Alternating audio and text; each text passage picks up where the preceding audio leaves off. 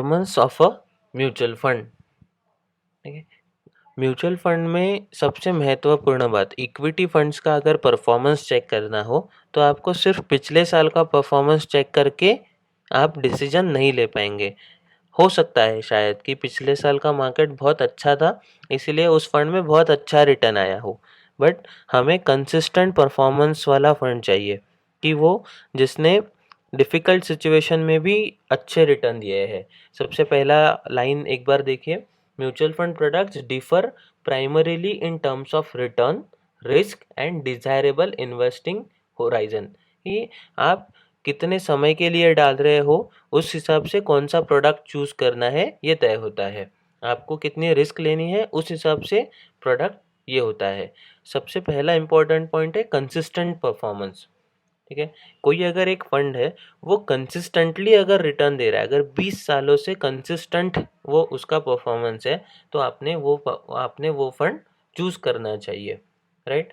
अगर वो कंसिस्टेंटली 20 साल में बेंचमार्क को बीट कर रहा है इसका मतलब वो बहुत अच्छा प्रोडक्ट है, राइट। लॉन्ग टर्म परफॉर्मेंस, अगर इक्विटी फंड के बारे में बात करें तो इक्विटी में लॉन्ग टर्म देखा जाता है। लॉन्ग टर्म कितना, 1 साल, 3 साल, 5 साल, 7 साल, या जब से वो फंड आया है सिंस इंसेप्शन तब का हमें परफॉर्मेंस चेक करना होता है, तब हमें कंसिस्टेंसी के बारे में पता चलता है।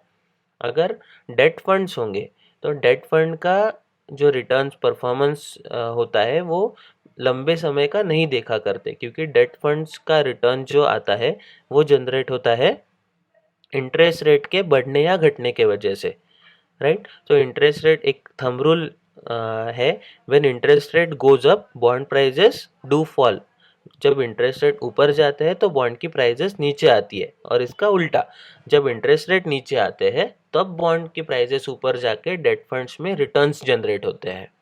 तो 5 साल पहले ब्याज दरें क्या थी उससे हमें अगले महीने में या अगले साल में क्या होने वाला ये पता नहीं लग सकता है।